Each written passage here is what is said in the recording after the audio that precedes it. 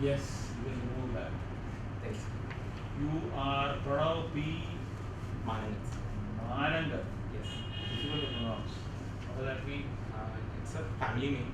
Ah, It's a name of the our ancient temple, family temple in right. Trishur. You went to Canada, no? Yes. You studied there for 2 years. Yes, I did my master's in astronomy. Astronomy. People there must have really struggled to mention to pronounce your name. Yes, it was very difficult, but they somehow managed. Yeah. How How do you help them to? I tell them, I'm like smart and so they was, it will be very difficult for them, but somehow they manage it. So the worst they call like Manangath or something like that. They still manage somehow.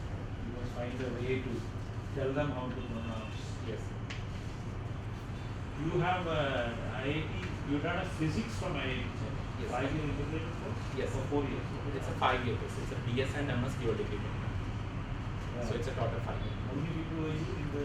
So I was in their first batch. Yeah. So it was like 2009 people, total 9 people. Only 9. Only I 9. thought about 10. Yeah, it was actually 10, but one student came and he didn't join. I think so he came. Then after you finished that, you went straight to astronomy. I You worked- did astronomy. Plus. I worked 1 year as research associate. Okay. Then I went to You didn't take astrophysics. What is the difference between astrophysics and astronomy?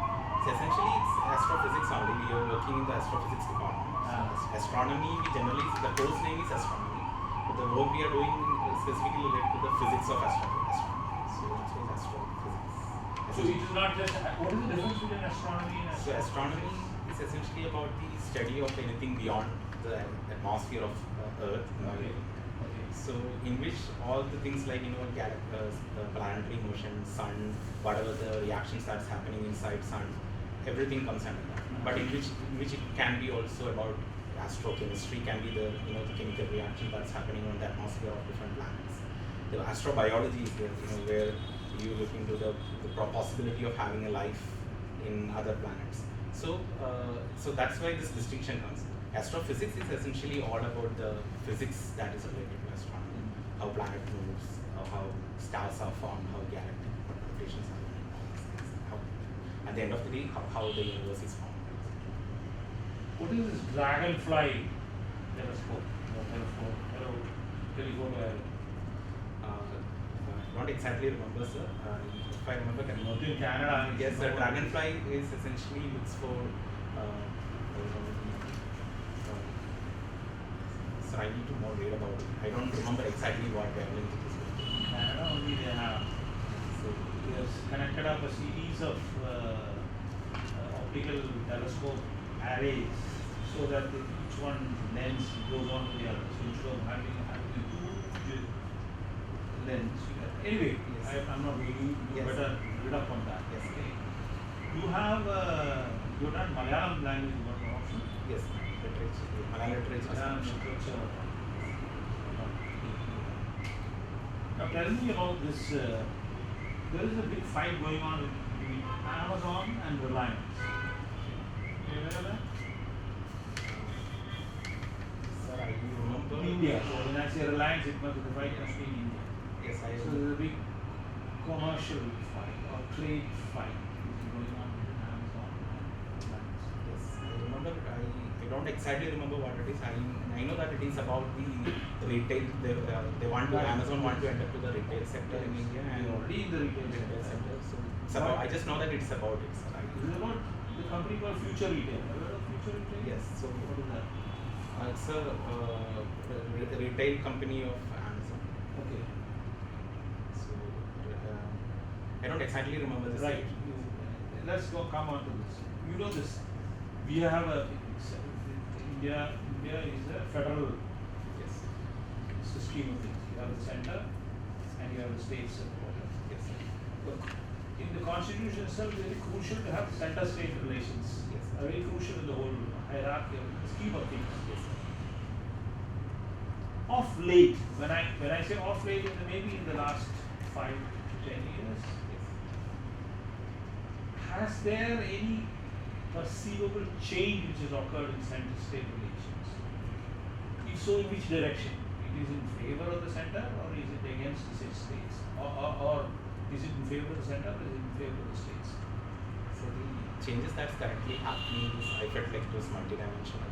When it comes to the federalism, there are institutional setups that are coming that try to increase the cooperative federalism. For example, GST Council, even Niti Aayog, all these things are trying to increase the cooperative federalism, where you have better cooperation between the center and state. But in the most practical level, I feel like there is more centralization that is happening. So it's more coming towards, union is getting more power instead of the states are complaining about their powers are taken away. So I believe, even though there are institutional setups that's coming to promote cooperative federalism, in reality there are other things that needs to be resolved. So these things which you need to resolve, are they political issues to be resolved politically, or legal issues to be resolved through, say, amendment to the acts of the constitution? Are they political or are they legal? Can I give you 5 minutes?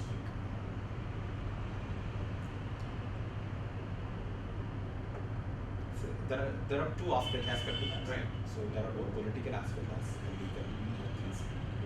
So when you look at the political aspect, the ruling government and the ruling party in the center and the governments that are having the same party, they have a very cordial relation into that. But parties like other states where the ruling party is not governing, for example. You can't say it's cordial, it's just obey, that's all. Yeah.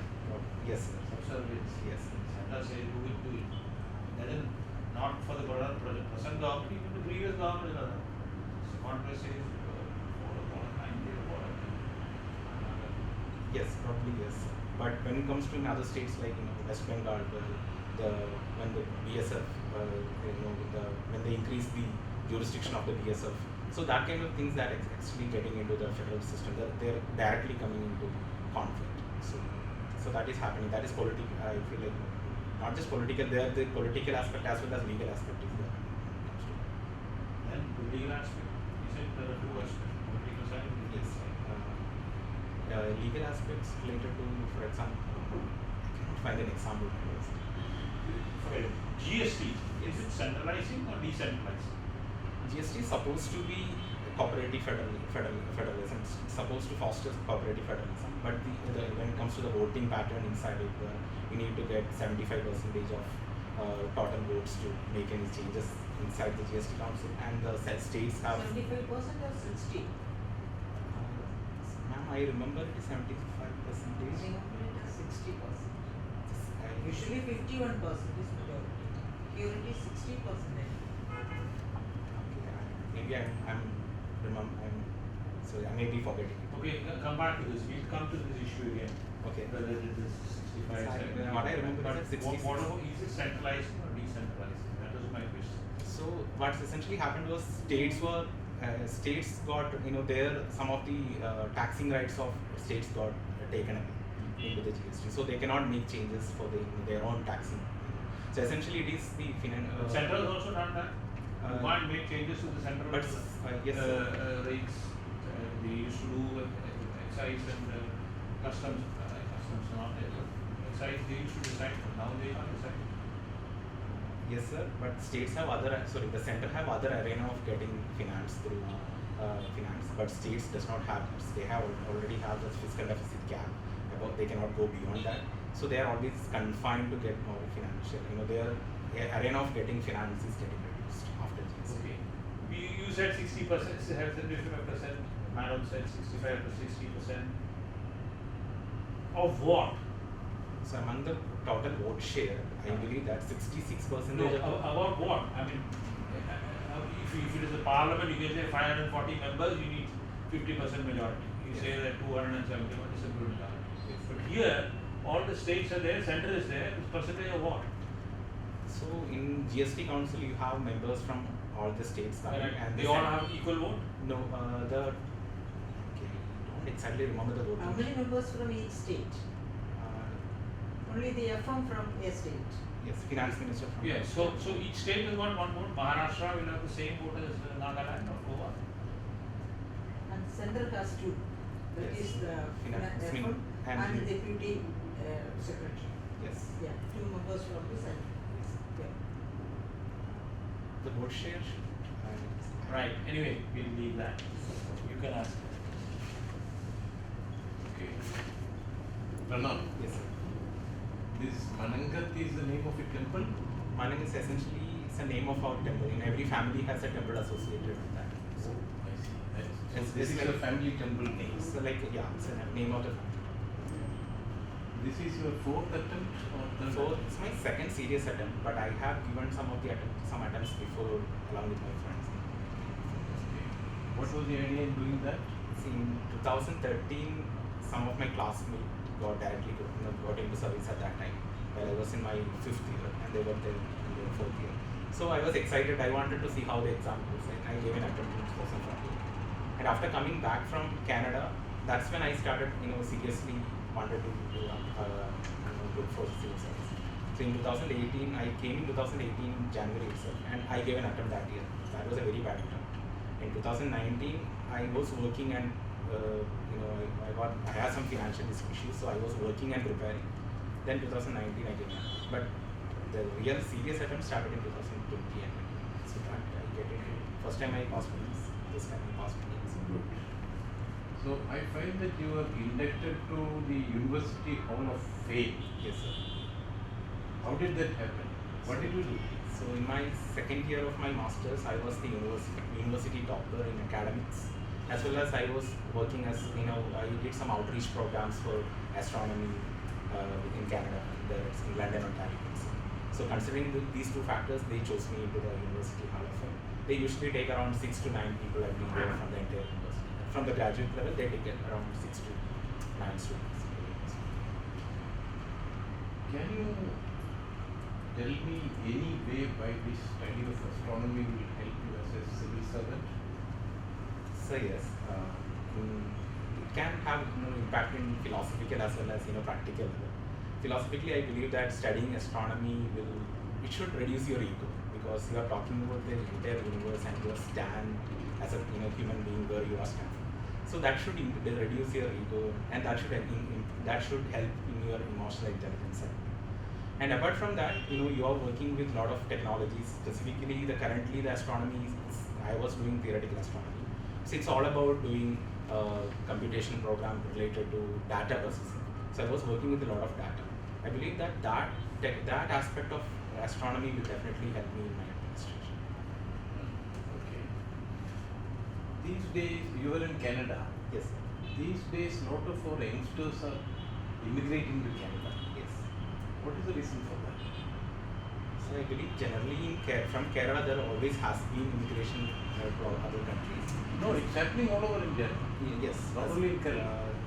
To Canada specifically, people from Punjab, a lot of people from Punjab they come to stay, right? So they come for what I've seen is that they mainly come to study. First they come for education, higher education, specifically related to medicine, nursing and medicine. Because I felt like for nursing specifically, I felt like it's cheaper sometimes for students to come and study a couple of diploma courses in nursing, and they can convert it into later they can stay there. It's like an immigration program through education. That's what I felt. So But you haven't answered my question. My question is, why are they trying to immigrate?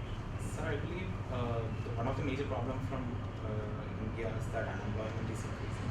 So there are more employment opportunities that is coming in Canada. Also, most of it specifically related to Kerala, students are more highly educated. So they want high quality jobs. So sometimes it is not able to provide that many number of high quality jobs from our states itself, because high quality jobs mostly come at the service sector, and service sector cannot provide that many number of jobs. So they look forward to look at the places where they have more opportunities. So that's why they. So essentially, better economic prospects. Yes, sir. That's what. That is the major. Why is it that we are not able to provide the opportunities? What is ailing Kerala in terms of that? Sir, I believe when it comes to economic prosperity and need to have more to provide more jobs, Providing more jobs means you need to have more prospering industry or manufacturing sector. Manufacturing sector can provide a lot of jobs, but that is lacking in Kerala. So when it comes to the GST, if you look into the total GSTP, only 28% of GSTP is provided from the manufacturing sector. That is very less. It should be increased to at least 40 to 45% to give more number of jobs for people. So, and service sector, we need very high qualification, and currently the demand of high quality education is increasing. People want more people to do more data analytics and like even nursing or doctor, that kind of jobs definitely need very high qualification. So, and the service sector cannot provide many jobs also. So, to your mind, what is the foremost reason why industries are not there? Too many industries are not there in Kerala. What is one most prominent reason to your mind? Sir, can I take 5 seconds to think? Please. Sir, the most important reason I believe is because of the high population density and the lack of land.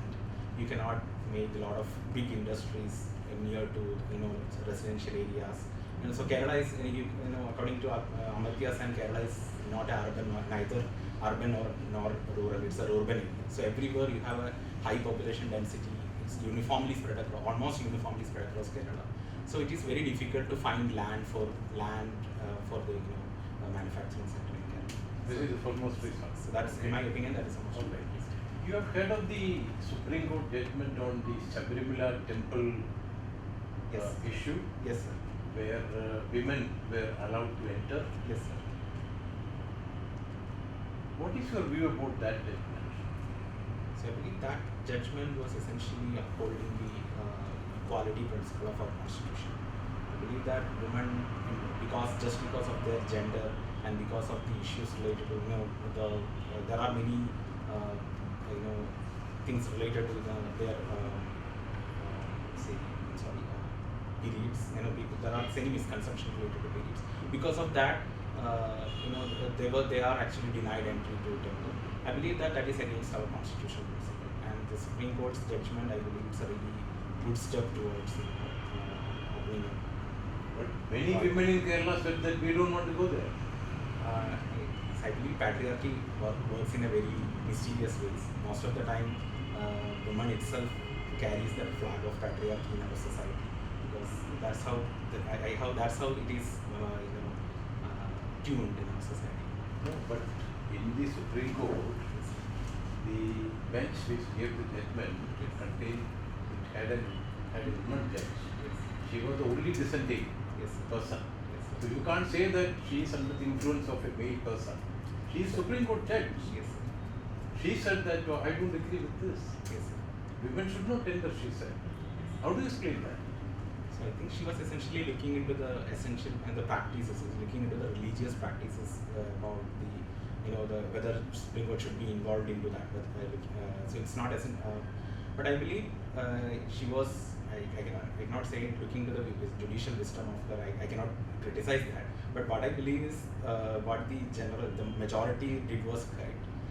It was when it comes to a question between the right to religious freedom and right to equality, I believe it should be more important should be given to the individual freedom over the collective religious beliefs. Can you mention the article in the Constitution of India Yes. which is relevant in this context? Which article in the Indian Constitution was debated because of this judgment? So Article 14 definitely related to equality, and Article 25 and 26 related to the religious freedoms. They were in conflict at this time. Correct. Thank you. Sir, who is monetary authority? Ma'am, I didn't- Who is monetary authority of India? Ma'am, I haven't had that term. You haven't heard of that term? What is the present rate of interest on loan rate of interest? Why per vehicle? How much is it? So you're asking the repo rate? Yeah, I know it is not repo rate. Loan rate, That means if I give you, I am a banker, I give you a loan, what should be the rate of interest that I charge on you? I don't exactly know the number. Okay, I know that it is related to our Okay. external. Then again, what is the currency principle that is followed in India? I don't understand. I don't understand that. Currency principle, you have answered all the questions. Then, okay, currency principle, okay. Then what else to ask you? What is a budget? Is it a constitutional obligation of a government? If then, which article of the constitution is behind it? It's a constitutional mandate to provide a Yeah. statement of annual financial statement. So it's like, I think it's article 100 and Yeah, 112. You are right. to provide annual financial statement to the parliament. So in which they provide three. Like one is the estimate for the next year, and the revised estimate for the previous financial year, and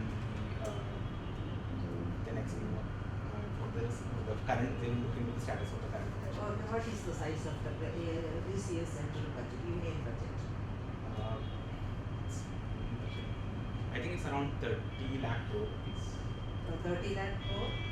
Approximately 30 lakh crore. I'm not sure. Okay, I will try to read it. What is the present GDP as per budget 2020-2023? Budget estimate. It's around 2 trillion, near 2.7 trillion dollars. So approximately In rupees? in rupees around Yeah. around 200 lakh crore. I'm not sure. 200 lakh crore? No, much more than that. I'm not sure. I don't know. Okay. What is the child sex ratio of India? Child sex ratio. Yeah. That is, what is child At sex birth, ratio? at birth, Yeah. sex ratio at birth is around 942,000. So the female 940 females to 1,000. That is sex ratio.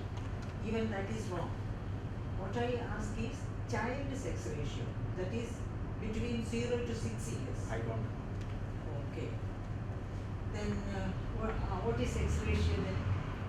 Sex ratio is the number of female to number of male in the. Yeah. How much is that? Is it 956 or something? Oh no. It's not in India. I am asking for Kerala. Oh, in Kerala, Yeah. I think sex ratio is 1,024 to. No. Okay. Leave it. What is the average age of Keralites? I don't remember. It is only I know that it is. Average age of Keralite means the longevity of a normal person. So average longevity. So the life expectancy. Yeah. Life expectancy is. I don't remember exact numbers. I just know that it's about 75. You cannot make guesswork on this Sorry. because these are all statistical facts. Okay. Then what is revenue deficit? Revenue deficit is the difference between the revenue expenditure and revenue receipt.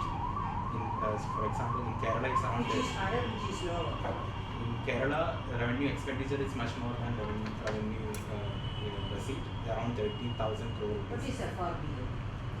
FRBM is the fiscal responsibility management.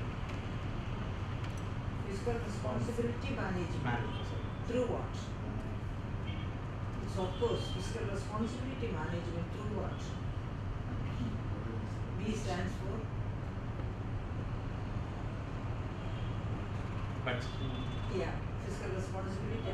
When did that act was passed? In the past? 2004. No. So Okay. should not be Okay. Yes, Pranav. You hail from Thrissur, right? yes. Okay. I've heard that Thrissur is called as the cultural capital of Kerala. Yes, sir. Why do you call that place the cultural capital? Sir, Kerala in Thrissur, for example, whenever you heard about Thrissur, the first thing that you remember is Thrissur program. It is one of the largest cultural festival in Kerala itself. And apart from that, I believe Kerala is historically, Thrissur is historically very important when you look into the Mussoorie port through which most of the Western cultures actually first entered through India through the the Christianity, Islam, and Judaism actually entered to India through southern India through missionaries. And apart from all that, currently all the major institutional mechanism related to culture, for example, Sangeeta Nada Academy, Sahitya Academy, Lilita Academy, all are situated in India. Maybe because of all that, it's popularly known. The center, yes, the Sahitya Academy. All are situated in Trishur, which is all are situated in Sorry, See, Pranav, Kalamandalam also. Kalamandalam is such a see, your parents, both of your parents were working in the public sector, yes.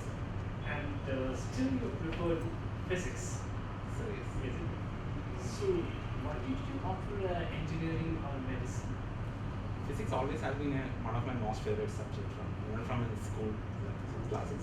I used to read this very popular science articles by Pranav and such books always inspired me. That time I wanted to become an Einstein. That is not possible, but later physics always inspired me. Right. I wanted. See, suppose you join this Indian Administrative Service and you have been you are holding a post of Secretary of Education. Yes. And what would you do to promote basic sciences? So scientific temper is one of the most important thing that we all citizens should have. So my priority should be to increase the scientific temper among the students. So for that, most of the time the science education in schools is lacking is the practical approach. We always study theory, we always look into equations. That alone will not kindle curiosity among the kids. So you need to have more practical applications at the school level itself. That will eventually translate into more people coming into basic science and doing basic science at a higher education level. So more practical approach, and I will have proper training to teachers to be equipped with use modern technology to use that for education. See, India has been investing tremendously in the area of space technology. Do you think that this type of investment in space or space technology is actually good for a country like India, which is in the process of development? So science, whatever advancements that's happening in space science, it can actually boost the our overall development of our country. For example, if you look into the satellite systems that India currently have, they are helping in our disaster management. They are helping in predicting the weather, right, predicting the rain patterns, etc. So these are all going to have a huge impact on our daily life of even a commoner. Most of the people are working in agricultural sector in India. So all these things, the space technology can help a lot in that way. And whatever we spend on research, that will eventually translate into somehow into our it will be translating into our advancement. So that's my take on that. And I believe that whatever we are spending currently is less on space. See, quite recently, last week, our Surface Transport Minister Nitin Gadkari was talking about hydrogen as the next fuel, Yes. which will drive vehicles in India. Yes. How do you perceive this hydrogen as a fuel or the future fuel? Do you think there is a prospect for that? That can be reached, that can be brought to reality?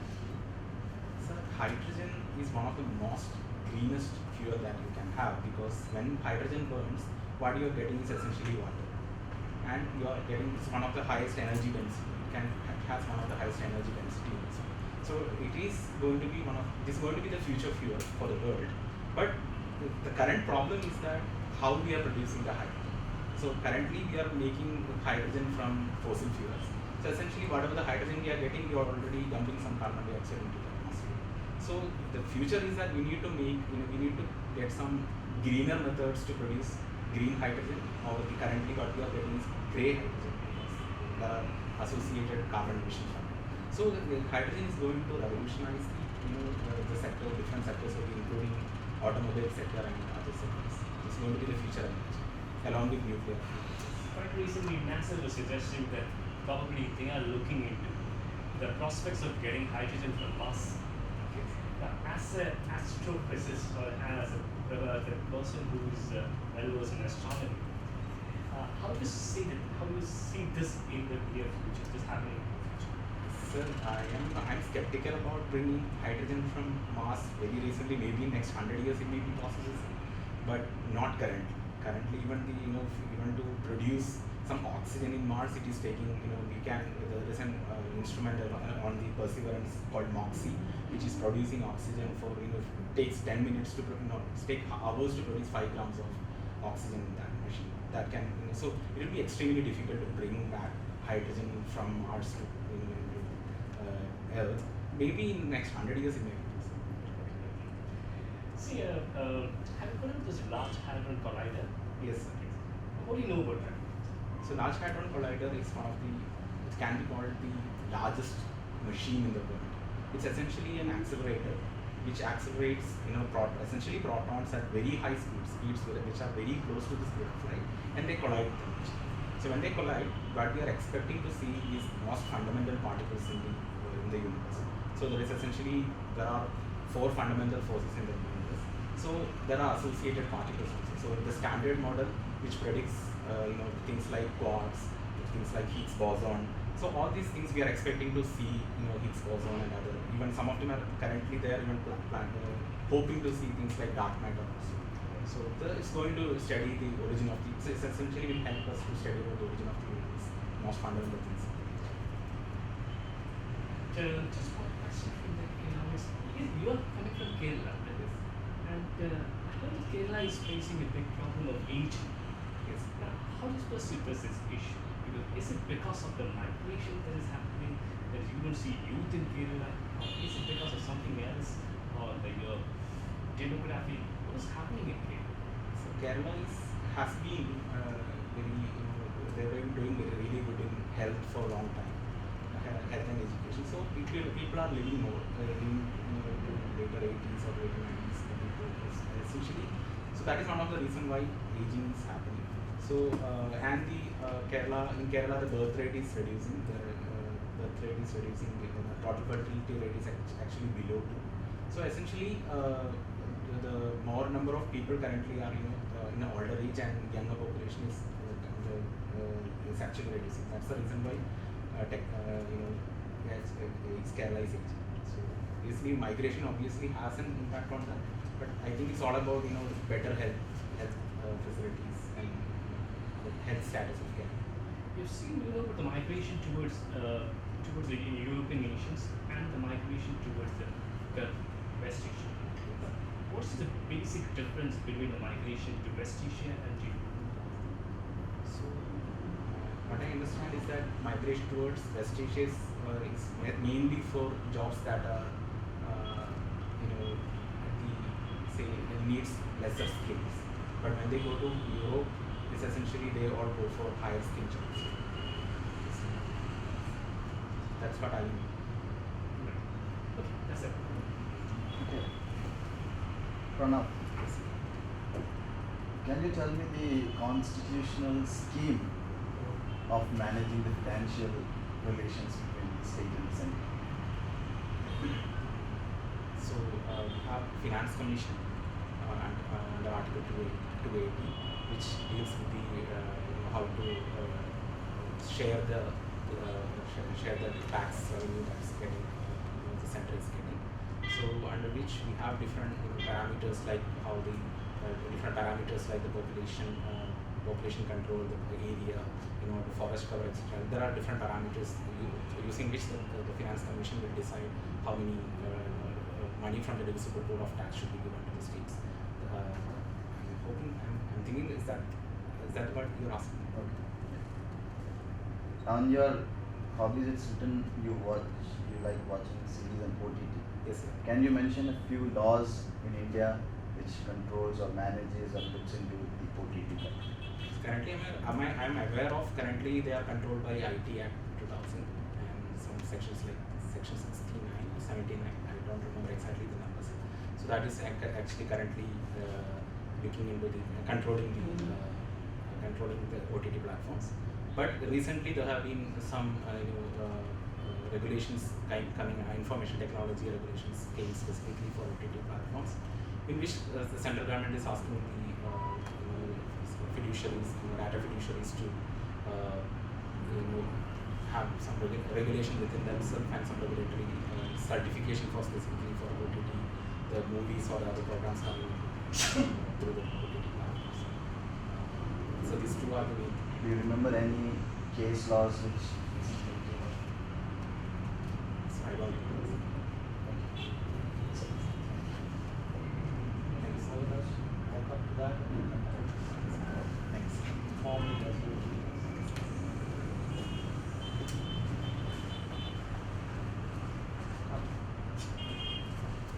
Now we can relax.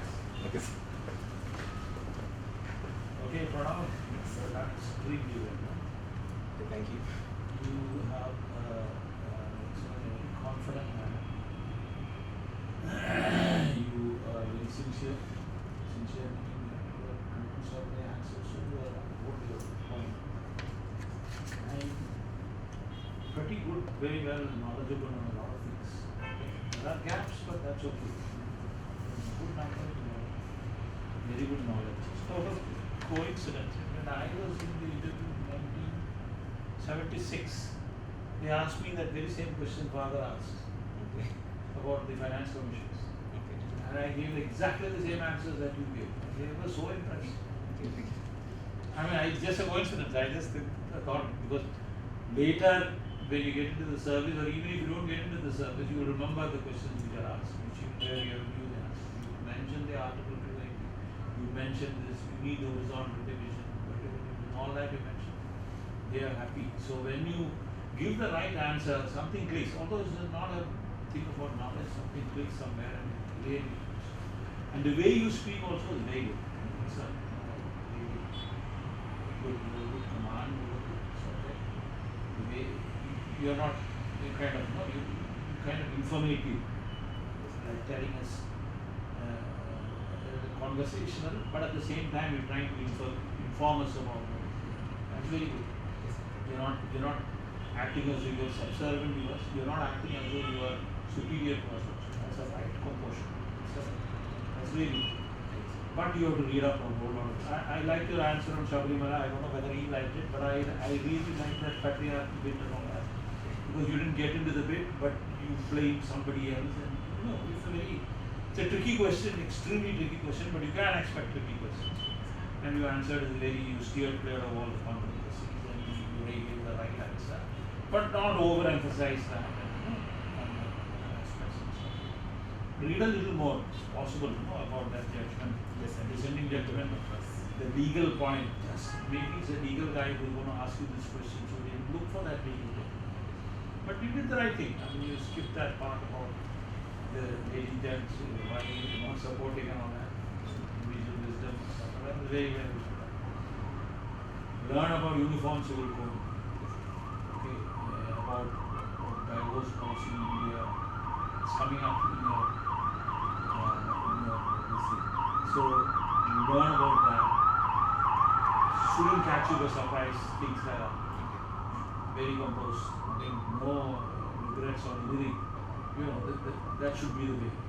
I don't think anybody will get into that, but in case they do, you should never bother about it. But learn about the legal side of all that. There's something which has come, Supreme Court has laid down something very recently on divorce, on Hindu divorce. I don't know whether it came yesterday. You must read the newspaper, absolutely important, every issue. You'll be in Delhi, so read about 8 or 9 newspapers, all the main newspapers, at least 5 or 6 of them, from top to bottom, everything. Because something will come up. Definitely there will be 1 or 2 questions of what happened on that day, or maybe in the last 4 or 5 days. So a lot depends on luck, but luck also, you can't control luck. It is not in your hands. But you can control things like what you're reading. Read about things about Kerala, about 10-15 topics which come about Kerala, 10-15 topics about relevant for India today. Today's India, what they are, and stuff like that. And about internationally, not that many, but internationally also. You can get any of those questions. Right, all the rest. Pranav, you have a lot of positives going for you. Personally, I felt happy talking to you. You're pleasant, you're confident and fluent. And that Malayali accent is not there. Maybe because you were in Canada for some time. You are used to speaking English, which is important and relevant. Your posture is also good, turnout is good, no problems. Even without a formal wear, you are looking good. It's fine. Safer to have a phone. Yes, but yes, I that's haven't what I was got it going to say. also. Essentially, what I was going to say. You can get maybe a few more marks by wearing something a little more formal. Can I ask like something? Maybe is it necessary to shave? Yes. If you're having a beard, no problem. But if you're not having a beard, you should shave. I don't know where you are today. Your photo here, you have a beard. Yes. Okay. If you are comfortable like this, it's fine. Somebody can ask you this question, why are you keeping a beard? You must be ready. This beard is not that beard. That is my only point. It is neither here nor there. I didn't say it, but it's up to you. But I would say either go for a pakka beard where you really like it. No, if you keep a beard, you must have a response from that. Ready response. Why you are keeping it? You are imitating, let's say Virat Kohli, fine, that is fine. That part is fine. They can ask you that, do you think you are Virat Kohli? They can ask you, you think you are Einstein? Einstein who wants to go join civil service? See, you You can ask that. see, Questions can come. in keeping with your age, you can give an answer also. That has nothing to do with your judgment or with your assessment. You are an youngster. You feel like keeping a beard, fine. Well, what's wrong with that? Nothing wrong with that. Though, as a civil servant, when you are a collector, President of India is coming, collector is receiving, you cannot keep a beard then. You must have a formal term. Okay. Sure. So, like that. On a few suggestions, a couple of suggestions I would like to make. Mannerisms like you have used many times. You may not be aware, and your answers can be a little shorter and a little more to the point. Okay. So, for example, my real question was about why no investments are coming to Kerala. You never mentioned the main thing according to my mind. To my mind, if I invest in Kerala, I will not get my money back. So I am not investing. Why I will not get my money back? Because there will be poor industrial relations, strikes, trade unionism. I won't get my money back. You never mentioned that. That's the first thing. See, like you ask each one of us individually, would you like to invest in Kerala and why? This will be the answer. So an educated person's point of view should be there. An objective point of view. Not political point of view, CPM point of view, or Kitex MD's point of view, no. An educated person, objectively, how he is looking at it. Think about it, land is not the most important. You said land is the most important. It's not. You may not require much land. Service sector, how much land? Hotels are doing very well, they need a lot of land, resorts. All these online services, how much land do they? They don't require land. One thing is I wanted to. Yes. Some of your. give you a formulation for that.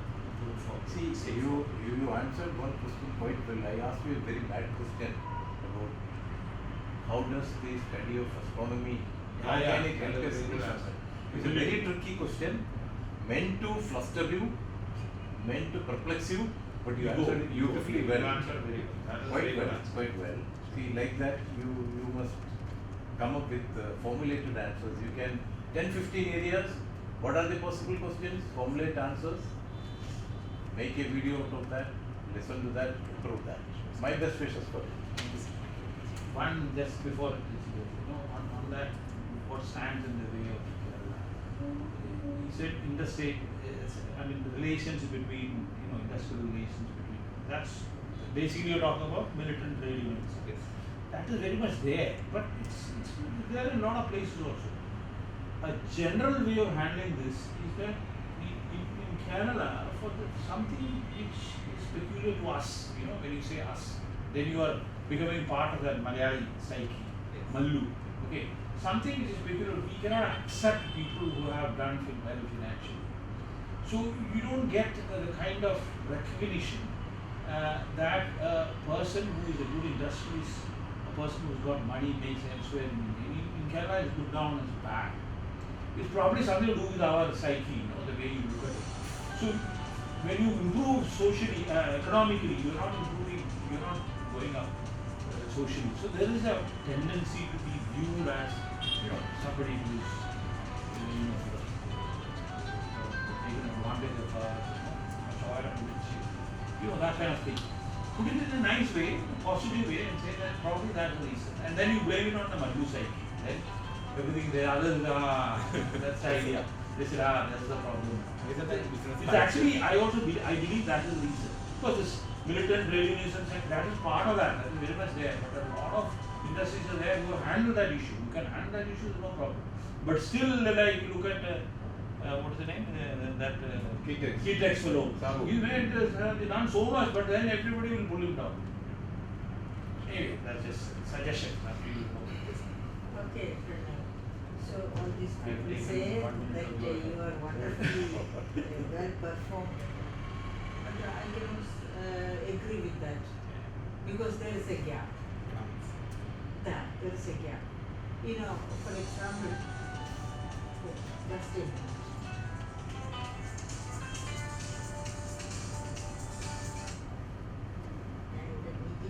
Please.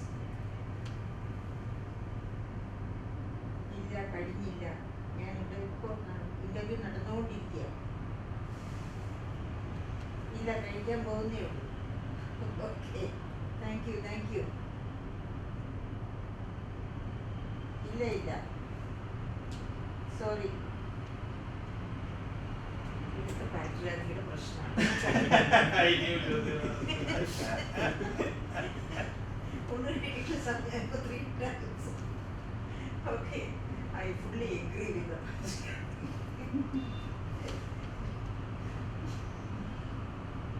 So, the question is, the first one, sex ratio, 1,084 women against 1,000 males. Powder patriarchy, 3 korava. Then again, child sex ratio. At the all India level, child sex ratio is child sex ratio is 990. Whereas in Kerala it is 967. But remember, sex ratio, that means bias towards girl is increasing. That's why sex ratio is 1,084, whereas child sex ratio is 967. That means we are worsening. Yeah. Then what about replacement? You have mentioned about population aging and all. That's because the reason you stated is very good, but it's not the scientific answer. The scientific answer is we have reached below the replacement rate of growth of population. What is replacement rate of growth of population? One for you and one for me. Husband and wife. A little more than that. A little more than that is for whom? To replace whom? To replace those who are keeping celibacy or those who are keeping away from marriage. Okay. So replacement rate of growth of population means one for you, one for me, a little bit more. But now we have gone below that. Yeah. So naturally, in course of time, our population, Kerala's population will be similar to Japanese population or Chinese population because of that inverted pyramid shape. Okay. Then again, budget is stated correctly. Then again, monetary authority. It is that part which you are lacking. Okay. Monetary authority is the Reserve Bank of India. Yeah, Reserve Bank of India. And then, what is the currency principle we are following? And the rate of interest I asked you. In June 2020, the Monetary Policy Committee was convened because of the lockdown. And the rate of interest was fixed at 6%. perhaps the lowest rate that was fixed after the beginning of the institution of the Reserve Bank of India in 1935. So the same 6% is now going on. Now there is a split going on between deposit rates and interest rates. I'm not going to the details of that because of the shortage of time. That means it depends upon the loan rate decides deposit rate, because loan rate is the asset of the bank, the other deposit rate is the liability. So if the asset is great, deposit rate also can be great. If not, cannot be. So deposit rate is now very low. Therefore, what happens? Deposits go to non-bank financial institutions rather than to banking sector. So now that question arises very simple. Okay. Then about a monetary currency principle. From 1956 up to 1966, 56. That there was an amendment in 1956. Up to 1956, we follow proportional reserve system. That means certain amount of gold and foreign exchange are as reserve, and that reserve will be proportionally increased when there is an increase in the currency issue. In 1956, Amendment Act of RBI, this principle, proportional reserve principle, was replaced by minimum reserve principle. Accordingly, keep it in mind for always. Accordingly, 115 crore worth gold and 85 crore worth foreign exchange is kept in the mint of Reserve Bank of India. It is against this reserve that currency is printed. Because why this reserve is needed? Because this reserve stabilizes the value of the currency. Over and above, this reserve is there, then let us print enough amount of money as per the requirement. No, it cannot be done. It must be again based on the rate of growth of the GDP. If the GDP grows by 10%, rate of growth of currency can be 12% also. Not as we want. Okay, this is currency principle. Minimum reserve principle. Then again, nothing else I am going to say. Then your astronomy, astrophysics, the complementarity of each unit of universe that you explained very well, and I appreciate it. Wish you best of luck. But before that, you have to study Kerala budget, then central budget, then again also, read what I understand is, my impression is that you read the Hindu every day. The editorial page, the opposite page, good articles, editorial itself will be very good, related to the present situation. Then there is a data point. Cut and keep that data point. That will give you very good highlights on the sex ratio, like that. Every type of data you will get. Even economic data you will get. Then also read the business page of the Hindu. Will give you whatever happens in Indian economy. The crux of that you will get there. Again, when you keep that one page, the opposites, the back side of that page will give you international relations. So when you keep the business page of the Hindu, you study both international relations of India with other countries and also whatever happens in. If you follow this, definitely you will win through the India. Okay. Pranav, I really enjoyed listening to you. Okay. And you were really confident, and the best part was you were really confused. And I should say the positives of US is nothing but it's your subject. It's physics and astrophysics, whatever you explained it very good. But coming back to this economic side, definitely you need to put some more work, and because that is one area where definitely you can expect very lot of questions. Economy and polity, definitely you can expect very lot of questions, and you need to put some effort. And I was just asking questions like, what is the difference between the migration towards West Asia and towards the Western revolutions? The difference is nothing but towards West Asia, it is something like a contract migration. So you go to that place on the base of the contract. So once the contract is over, you come back. So the result is nothing but your entire interest rests in your home nation. So you don't invest over there. You don't become a citizen of that place. You don't have the right to vote over there. So automatically what happens is that whatever you earn, you invest in back in your home country. Okay.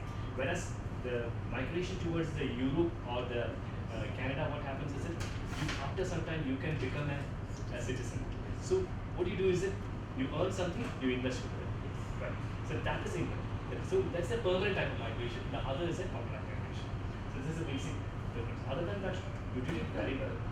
And just conclude this with these concepts. It's very important. I don't think that it's time for you to learn about the numbers. Don't worry about the big numbers, but understand the concepts. That will help you a lot. Okay. Now you are in a very good ground. Okay. The launching pad is very good. It's set. Your machine is good. Okay. So all you need is just what do you call it? Some effort to understand the concepts, both economy as well as the quality. Okay. Just understand that. Put some effort. That's enough. Best wishes. Pranav, you're very good. As Ronnie has said, we all of us actually enjoyed like having this conversation. More than an interview, I felt like you were actually connected to us. So it was very good, and you kept a balance.